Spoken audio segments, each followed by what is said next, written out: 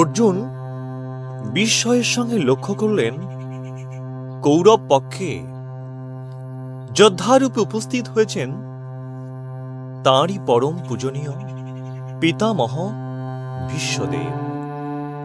উপস্থিত হয়েছেন তাঁরই পরম শ্রদ্ধেয় শিক্ষাগুরু দ্রোণাচার্য, তাত পৌত্র ভ্রাতা, শ্বশুর মাতুল এবং আরো নিকট আত্মীয় স্বজনেরা। এই সকল নিকট আত্মীয় স্বজনকে বিপক্ষের যোদ্ধারূপে উপস্থিত দেখিয়া তাহাদের সহিত যুদ্ধ করিতে হইবে, তাহাদের সহস্তে হত্যা করিতে হইবে উপলব্ধি করিয়া অর্জুনের মন যেন করুণায় ভরিয়া গেল। তিনি শ্রীকৃষ্ণকে বলিলেন, আজ এই রাজ্য সুখ লোভে নিজেদের স্বজন বধে আজ আমরা কি গুরুতর মহা পাপ করিতে উদ্যত হইয়াছি? যদি মম প্রতিকারম শাস্ত্রং শাস্ত্রপানায় ধার্তরাষ্ট্ররণে হনস্তন্মে ক্ষমতরং ভবেৎ। হে কৃষ্ণ, আমি নিজেকে বাঁচাইবার কোনো চেষ্টা করিব না। ইহাতে যদি দুর্যোধনা আদি কৌরবগণ আমাকে বধ করে, তাহাও আমার পক্ষে মঙ্গল। এই কথা বলিয়া গভীর বিষাদে বিধ্বস্ত অর্জুন ধনুর্বাণ ত্যাগ করিয়া রথের উপর বসিয়া পড়িলেন। তং তথা কৃপয়া বিষ্টৌমশ্রু পুণ্যকুলেখানম বিষীদন্তমেদং বাক্যমবাচ মধুসূদন।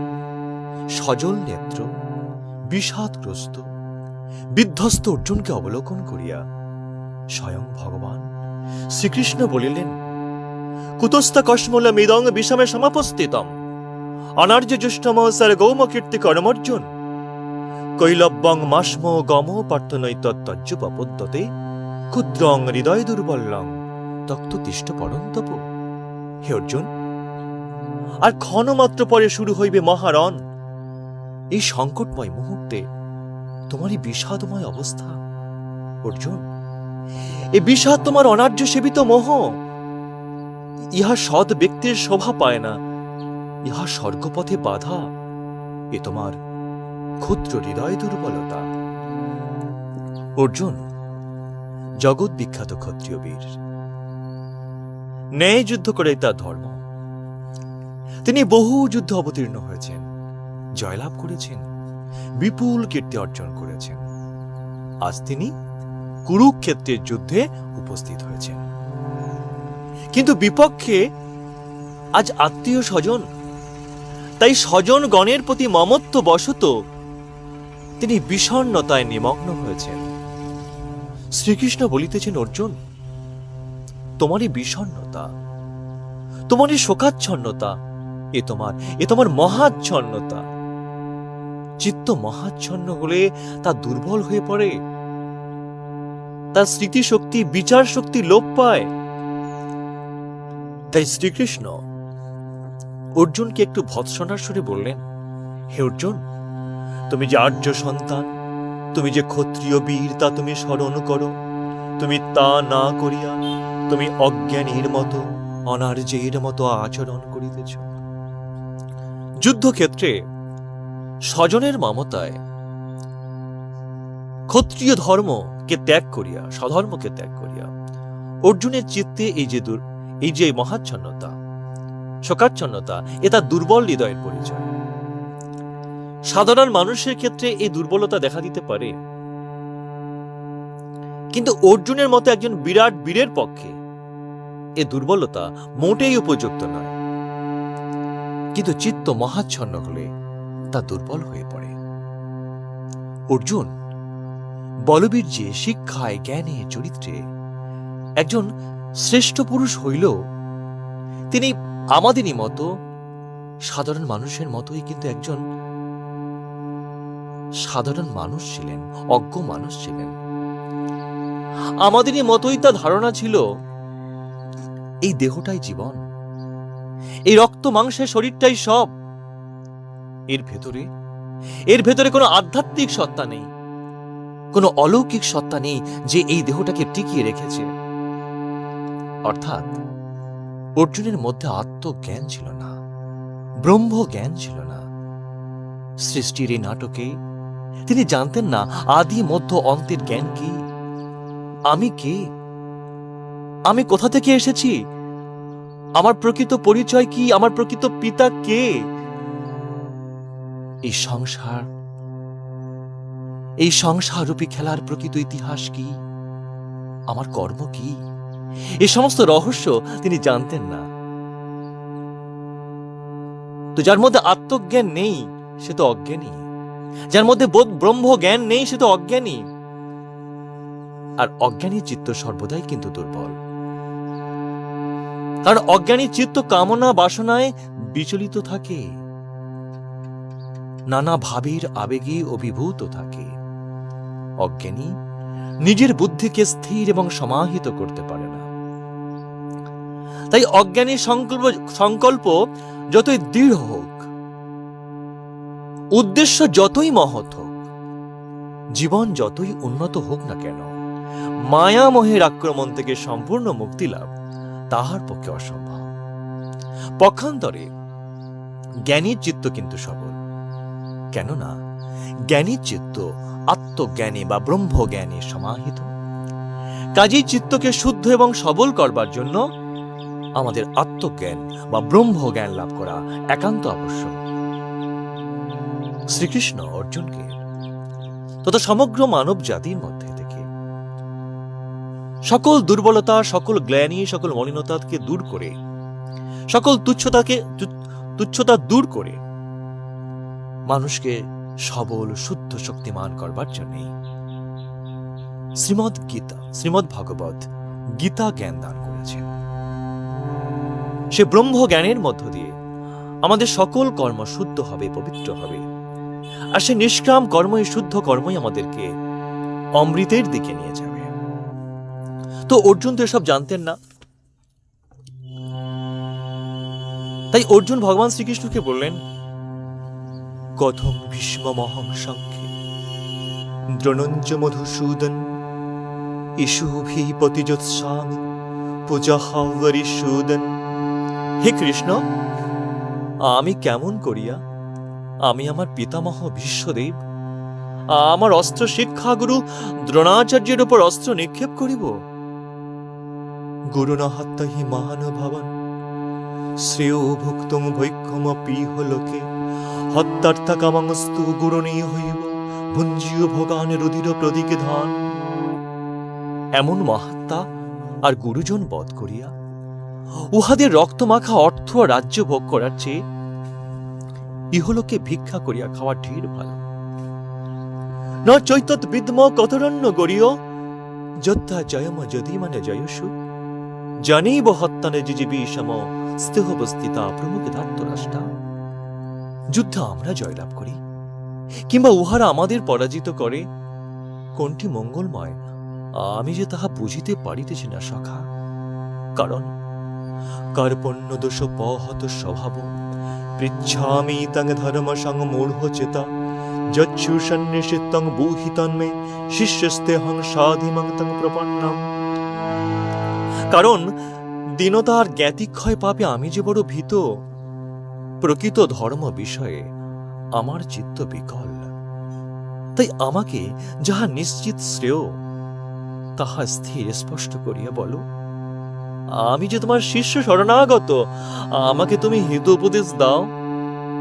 হে কৃষ্ণ, তোমার উপদেশ ব্যতীত এই পৃথিবীতে কোন শত্রুহীন রাজ্য অথবা দেবতাদের আধিপত্য পাইল আমার এই মহাশোক দূর হইবে না। এই কথা বলিয়া অর্জুন আমি যুদ্ধ করিব না বলিয়া বাক্য হইতে বিরত হইলেন। দেখুন, শ্রীকৃষ্ণের কথায় অর্জুনের শোক দূর হল না। অর্জুন নিজের দুর্বলতা বুঝতে পারলেন, কিন্তু তিনি তা ত্যাগ করতে পারলেন না। তিনি শ্রীকৃষ্ণকে বোঝাতে চাইলেন যে আমি ভীরুতা বা বীর্যহীনতা বশত যে আমি যুদ্ধ হইতে বিরত হইতেছি তাহা নহে, কিন্তু আমি কেমন করিয়া আমি আমার পিতামহ ভীষ্মদেব, আমার অস্ত্র শিক্ষাগুরু দ্রোণাচার্যের উপর অস্ত্র নিক্ষেপ করিব। পিতামহ ভীষ্মদেব শিশুকাল হইতে আমাদেরকে পালন করিয়াছেন। উপদেশ এবং স্নেহ দ্বারা আমাদের চিত্তকে সমৃদ্ধ করিয়াছেন। আর গুরু দ্রোণাচার্য সেই বাল্যকাল হইতে আমাদেরকে অস্ত্রবিদ্যার শিক্ষা প্রদান করিয়াছেন, যাহার শিক্ষা দানে আজ আমরা এত বীরত্ব, এত কীর্তি অর্জন করিয়াছি। উহাদিগকে তো পুষ্পার্ঘ দ্বারা অর্চনা করা উচিত, ন্যূনতম বাক্য বাণ দ্বারা উহাদিগকে আঘাত করা উচিত নয়। তথাপি উহাদিগকে আমরা কেমন করিয়া ধনুর বাণ দ্বারা আঘাত করিব? ইহা কি আমাদের পক্ষে নিতান্ত নিষ্ঠুরতা বা অধর্মের কাজ হইবে না? এমন করিয়া মানুষ স্নেহ মমতার দ্বারা মানুষ মহাচ্ছন্ন হয়। হৃদয় বৃত্তির উত্তেজনায় স্নেহ মমতার মোহে কর্তব্যের পথ হইতে ভ্রষ্ট হইয়া থাকে। অবশ্য অর্জুনের অবস্থা একটি অসাধারণ অবস্থা, কেননা গুরুকে, পিতামহকে সহস্তে হত্যা করিতে হইবে। এই প্রকারের ভীষণ অবস্থা মানুষের জীবনে কিন্তু প্রায়শই ঘটে না। কিন্তু আমাদের মতো সাধারণ মানুষের সামনে এমন অনেক সমস্যা উপস্থিত হয়, যখন তাহার স্বজনগণের স্নেহ মমতার মুখগুলি একদিকে আর কর্তব্যের আহ্বান তাকে অন্যদিকে টানতে থাকে। বিশেষ করে যারা পুলিশ প্রশাসনে আছেন, আত্মীয় স্বজন কোনো অন্যায় করলে তাকে শাস্তি দিতে হবে, তাদের করুণ মুখগুলো একদিকে আর কর্তব্যের আহ্বান তাকে অন্যদিকে টানতে থাকে। তো জীবনে এমন অনেক কর্তব্য উপস্থিত হয়, যাহা সম্পাদন করিতে গেলে নিতান্ত প্রিয়তম স্বজনের প্রাণে দারুণ আঘাত লাগে। তখন সে অর্জুনের মতোই বলিতে থাকে, হায়, আমি কেমন করিয়া আমি আমার স্বজন প্রিয়জনের প্রাণে আঘাত আনিব? কেমন করিয়া তাহাকে দুঃখ দেব? তো এ প্রকার স্নেহের আকর্ষণে সে কর্তব্যের পথ হইতে ভ্রষ্ট হইয়া অনেক স্থলে প্রিয়জনের বা স্বজনগণের সন্তোষ বিধানকে সে বড় করে দেখে। আজ অর্জুনের সমক্ষে যে সমস্যা উপস্থিত হইয়াছে, আমাদের মতো সাধারণ মানুষের জীবনে এমন ধরনের সমস্যা কিন্তু প্রায়শই উপস্থিত হয় যে কি করব আমরা, কোন কর্ম আমাদের করা উচিত, আমরা তা স্থির করতে পারি না। তো একদিকে অন্যায়কারী স্বজনগণের শাস্তি, আর একদিকে সমাজের হিত সাধন। কোন কর্মটি করা উচিত? একদিকে স্বজনগণের স্নেহ মমতায় ময় মুখগুলো, আর একদিকে সমাজের হিত সাধন। অর্জুন স্থির করতে পারছে না কি করা উচিত। তাই অর্জুন শ্রীকৃষ্ণকে বললেন, কার্পণ্য দোষঃ পত স্বভাব পৃচ্ছামি তং ধর্মসং মূঢ়চেতা যজ্জুষন্নিষিতং ব্রূহি তন্মে শিষ্যস্তেহং সাধিমং তং প্রপন্নং। হে কৃষ্ণ, দীনতা আর জ্ঞাতিক্ষয় পাপে আমি যে বড় ভীত। প্রকৃত ধর্ম বিষয়ে আমার চিত্ত বিকল। আমাকে যাহা নিশ্চিত শ্রেয় তাহা স্থির স্পষ্ট করিয়া বলো। আমি যে তোমার শিষ্য শরণাগত, আমাকে তুমি হিত উপদেশ দাও। কেহ কেহ বলেন যে অর্জুন এ সময় ব্রহ্ম বিদ্যার্থী হইয়া পড়িয়াছিলেন। তার চিত্তের সাত্ত্বিক বৈরাগ্যের উদয় হইয়াছিল। দয়া, ক্ষমা, পবিত্রতার শান্তভাব, এই সাত্ত্বিক বৈরাগ্যের উদয় হইয়াছিল। তিনি নাকি মুমুক্ষু হইয়া পড়িয়াছিলেন, মুক্তি প্রার্থনা করিয়াছিলেন। কিন্তু পণ্ডিতরা বলছেন একথা ঠিক নয়। হ্যাঁ, অর্জুনের চিত্তে যে বৈরাগ্যের উদয় হইয়াছিল তা কিন্তু মুমুক্ষের সাত্ত্বিক বৈরাগ্য নহে। অর্থাৎ বিষয়ের দোষ বিচার করিয়া একজন মুক্তিকামী মানুষের চিত্তে যে সাত্ত্বিক বৈরাগ্যের উদয় হয়, দয়া, ক্ষমা, পবিত্রতা, শান্তভাব, অহিংস, এই যে সাত্ত্বিক বৈরাগ্যের উদয় হয়, অর্জুনের বৈরাগ্য কিন্তু সে প্রকার বৈরাগ্য নহে। তবে গুরুজনদের বধ করিলে মহাপাপ হবে, কুরুকুল ধ্বংস হবে, কুলস্ত্রীগণ ভ্রষ্টা হবেন, বর্ণ সংকর হবে, কুলপুরুষগণ জলপিণ্ড না পেয়ে নরকে পতিত হবেন। এই সকল অনিষ্ট ফলের আশঙ্কায় অর্জুন বিজয় লাভের আকাঙ্ক্ষা ত্যাগ করিয়া ভিক্ষালব্ধ অন্ন দ্বারা জীবন ধারণ করিতে প্রস্তুত হইয়াছিলেন। তবে হ্যাঁ, পুণ্যের পথে ধর্মের পথে থাকবার তার প্রবল আকাঙ্ক্ষা ছিল, আর এজন্যই তিনি সর্বস্ব এমনকি নিজের প্রাণ পর্যন্ত ত্যাগ করতে প্রস্তুত হইয়াছিলেন। কিন্তু কোনটি পুণ্যের পথ, কোনটি ধর্মের পথ, কোনটি সঠিক পথ তা তিনি স্থির করতে পারছিলেন না। আর সে কারণেই তিনি শ্রীকৃষ্ণের উপদেশ প্রার্থনা করেছিলেন। দীনতা দোষে বা অজ্ঞানতা দোষে অর্জুনের ক্ষত্রিয় স্বভাব অভিভূত হইয়াছে। ধর্মাধর্ম কার্যাকার্য সব বিপর্যস্ত হইয়াছে। ধর্ম এবং কর্মের প্রকৃত পথ কি তা তিনি খুঁজিয়া পাইতেছেন না। আর এজন্যই তিনি শ্রীকৃষ্ণের শরণাপন্ন হইলেন। কর্মের একটা স্পষ্ট রূপ, একটা পথ, যে পথে তিনি নিশ্চিন্তে অগ্রসর হতে পারেন। কিন্তু জীবনের বা সংসারের গূঢ় রহস্য, তার মর্ম বা উদ্দেশ্য অর্জুন কিন্তু সব কিছুই জানতে চাইলেন না। তবে কথা হতে পারে যে ধর্মাধর্ম কার্যাকার্য সম্বন্ধে উপদেশ লাভই যদি অর্জুনের উদ্দেশ্য হয়, তবে শ্রীকৃষ্ণ কেন তাকে ব্রহ্মবিদ্যার ব্রহ্মজ্ঞানের উপদেশ দিলেন? কারণ ব্রহ্মজ্ঞান না জন্মিলে কেহই, ব্রহ্মজ্ঞান না জন্মিলে কেহই অভ্রান্ত ভাবে নিশ্চিত রূপে কর্মের নীতি স্থির করতে পারে না। ব্রহ্মজ্ঞান না জানলে কোনো কর্মই কিন্তু আমরা শুদ্ধ পবিত্র ভাবে, নিশ্চিত ভাবে আমরা কোনো কর্ম সঠিকভাবে আমরা করতে পারি না। জ্ঞানী যে কর্ম করেন তার মধ্যে ব্রহ্ম জ্ঞান আছে, তো জ্ঞানী যে কর্ম করেন তাহা শুদ্ধ এবং অভ্রান্ত হইয়া থাকে। কিন্তু যার মধ্যে ব্রহ্ম জ্ঞান নেই, সে অজ্ঞানীর কর্ম মোহ এবং সন্দেহযুক্ত। আমরা সর্বদাই যে কোনো কর্ম করতে গিয়ে মোহ এবং সন্দেহের বশে করি। কাজেই বুদ্ধিকে সর্বপ্রকার মোহ এবং সন্দেহ হইতে মুক্ত করিয়া শুদ্ধ, স্থির এবং নিশ্চয়াত্মিকা করিতে হইলে ব্রহ্ম জ্ঞান লাভ করা একান্ত আবশ্যক। আর এজন্যই ভগবান শ্রীকৃষ্ণ অর্জুনকে ব্রহ্মবিদ্যার উপদেশ দিতে প্রথমেই বললেন, অশোচ্যানন্য শোচস্তং প্রজ্ঞাবাদংশ্চ ভাষসে গতাশুন গতাশুঞ্চনন শোচন্তি পণ্ডিতা। হে অর্জুন, যাহাদের জন্য তোমার এই শোক, সে শোক নিতান্তই শোকের অযোগ্য, আর তাহাই তুমি উপলব্ধি করিতেছ। আর সেই অযোগ্য শোকের বিষয়ে তুমি অনুশোচনা করিতেছ। শোন অর্জুন, জ্ঞানী ব্যক্তিরা কখনো মৃত বা জীবিতদের জন্য শোক করে না।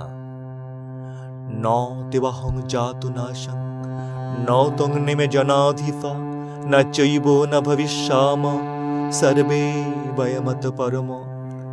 এই যে তুমি, আমি বা এই সকল রাজারা আমাদের জন্মের আগে যে ছিলেন না তা নয়, আবার মৃত্যুর পরেও যে ইহারা থাকবেন না তাহাও নহে। উহারা আমাদের জন্মের আগেও ছিলেন, আবার মৃত্যুর পরেও থাকবেন।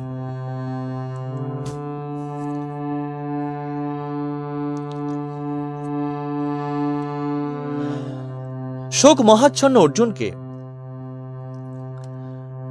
মহাচ্ছন্ন অর্জুনকে যুদ্ধে প্রবৃত্ত করতে শ্রীকৃষ্ণ সর্বপ্রথমে আর্যদের মধ্যে প্রচলিত সনাতন ধর্মনীতির উল্লেখ করলেন, ক্ষত্রিয় নীতির উল্লেখ করলেন। এই ধর্মনীতি অনুসারে ক্ষত্রিয়ের যুদ্ধ করাই কর্তব্য, ন্যায় যুদ্ধ করাই কর্তব্য, আর যুদ্ধ ত্যাগ অনার্যোচিত। কিন্তু শ্রীকৃষ্ণ একথা বলল, অর্জুনের কিন্তু শোক দূর হল না, তিনি যুদ্ধে প্রবৃত্ত হলেন না। বরং তিনি বললেন, ত্রিভুবনে রাজত্ব পাইল আমি যুদ্ধে প্রবৃত্ত হইব না, ও পিতৈলোক্য রাজস্ব হেতু কিং ন মহেকৃতে। তখন শ্রীকৃষ্ণ দেখলেন যে এই সামাজিক বা সাংসারিক নীতির বিচার দ্বারা অর্জুনের এই মহা শোক দূর হইবে না। তাই অর্জুনের এই মহা শোককে দূর করবার জন্য সঠিক রাস্তা অর্জুনকে দেখানোর জন্য ভগবান শ্রীকৃষ্ণ অর্জুনকে তত্ত্বোপদেশ বা ব্রহ্ম জ্ঞানের দ্বারা তার এই মহাশোক বিনাশ করতে তিনি বললেন, অশোচ্যানন্য শোচস্তং প্রজ্ঞাপাদংশ্চ ভাষতে ভাষসে গতাশন গতাশুনশুনানুশোচন্তি পণ্ডিতা। অর্জুন, তুমি যাহাদের মৃত্যু আশঙ্কায় শোক করিতেছ, তাহারা যে অসহ্য, শোকের অযোগ্য, তাহাদের জন্য শোকের কোনো কারণ নেই। কারণ যদি তাহাদের দেহের বিনাশের জন্যই তোমার শোক হইয়া থাকে, তবে ভালো করিয়া বিবেচনা করিয়া দেখো, সে দেহ তো জড়বস্তু, ক্ষণভঙ্গুর তুচ্ছ পদার্থ। এই অনিত্য বস্তুর জন্য শোক করিও না। এই তুচ্ছ পদার্থের জন্য কাহারও শোক করা উচিত নয়। কেবল অজ্ঞানতা, ব্রহ্ম জ্ঞানহীনতা এবং মোহজনিত মমতার দরুন তোমার এই শোক হইতেছে। আর যদি দেহের বিনাশের সহিত আত্মারও বিনাশ হইবে ভাবিয়া তুমি শোক করো, তাহাও তো যুক্তিযুক্ত নয়। কারণ আত্মা তো অবিনাশী, আত্মার তো বিনাশ নেই, আত্মা তো নিত্য। আর তুমি নিজেই তো আত্মার পরলোকে অবস্থানের কথা বলিতেছ যে আত্মা পরলোকগত হন। কাজী অবিনাশী, বিনাশহীন, যাকে হত্যা করা যায় না, সে অবিনাশী আত্মার জন্য বা আত্মার নিমিত্ত কোনো শোক হতে পারে না। আর যদি মনে করো, হায় এই সংসার স্বজন ইহারা ছাড়িয়া যাইতেছে, ইহাদের কত দুঃখ, না জানি মৃত্যুর পর ইহাদের কি গতি হইবে, তাহাও তো অমূলক। কারণ মৃত্যুর পরে ইহারা ইহাদের জীর্ণ দেহ ত্যাগ করিয়া উৎকৃষ্ট দেহ ধারণ করিবে। কাজে যে দিক দিয়ে বিবেচনা করা হোক না কেন, তাহা কখনো শোকের বিষয় হইতে পারে না। তারপর স্বজনকে বধ করিলে মহাপাপ হবে, কুরুকুল ধ্বংস হবে, কুলস্ত্রীগণ ভ্রষ্ট হবেন, বর্ণ সংকর হবে। এই সকল অনিষ্ট ফলের আশঙ্কায় অর্জুন অশ্রু জল ফেলিতেছ। ইহাতে বোঝায় অর্জুন, তোমার পাণ্ডিত্য নাই। কারণ যাহারা যথার্থ পণ্ডিত, যাহারা আত্মার স্বরূপ সম্বন্ধে অবগত আছেন, তাহারা কাহারও মৃত্যুতে শোক করেন না। কারণ তাহারা জানেন যে কাহারও মৃত্যু হয় না। জীবাত্মা এক দেহ ত্যাগ করিয়া শুধু নতুন দেহ ধারণ করে মাত্র। কাজে মৃত্যুজনিত শোক কেবল অজ্ঞেরই, জ্ঞানীর নয়। প্রকৃতপক্ষে জীব মাত্রেই জন্মের পূর্বে এবং মৃত্যুর পরেও কিন্তু তাদের অস্তিত্ব থাকে। জীবদেহের বিনাশ হইল, জীবাত্মা আত্মস্বরূপে ভূত, ভবিষ্যৎ এবং বর্তমান, অর্থাৎ অতীত, বর্তমান এবং ভবিষ্যৎ, এই তিন কালই কিন্তু নিত্য। পণ্ডিত মহাজ্ঞানী শঙ্করাচার্যের মতে জীবাত্মা পরমাত্মা হইতে স্বরূপত অভিন্ন, অর্থাৎ জীবাত্মা এবং পরমাত্মা, জীবের আত্মা এবং স্বয়ং ভগবান, এই স্বরূপত কিন্তু এক এবং অভিন্ন। এই দুইয়ের মধ্যে কোনো পার্থক্য নেই। জীব এবং ভগবান ঈশ্বর, তার মধ্যে কোনো পার্থক্য নেই। এই যাহা কিছু ভেদ দেখা যায়, এ সবই হচ্ছে উপাধিগত। আমাদের দেহের যে একটা নাম আছে, পরিচয় আছে, এই নাম পরিচয়টা, এই উপাধির বিনাশ হলেই জীব কিন্তু ব্রহ্ম হয়ে যান, ভগবান হয়ে যান। উপাধির বিনাশ হলেই জীব ব্রহ্ম হন, অদৃশ্য হয়ে যান। আবার তিনি যখন প্রকৃতিকে ধারণ করেন, তখন আবার তিনি প্রকাশিত হন। আজ এ পর্যন্তই শ্রীমদ্ ভাগবত গীতা ২য় অধ্যায়ের প্রথম পর্বের এখানেই আজকে রাখলাম। আমার এই গীতা পাঠ কেমন লাগছে, যদি আপনারা লাইক, সাবস্ক্রাইব করেন, তাহলে বুঝতে পারবো, আপনাদেরকে আরো আমার থেকে কিছু জানাতে পারবো। ভগবানের কৃপায়, তারই ইচ্ছায় সবকিছু হয়। কেমন লাগছে জানাতে ভুলবেন না কিন্তু। হরে কৃষ্ণ, নমস্কার।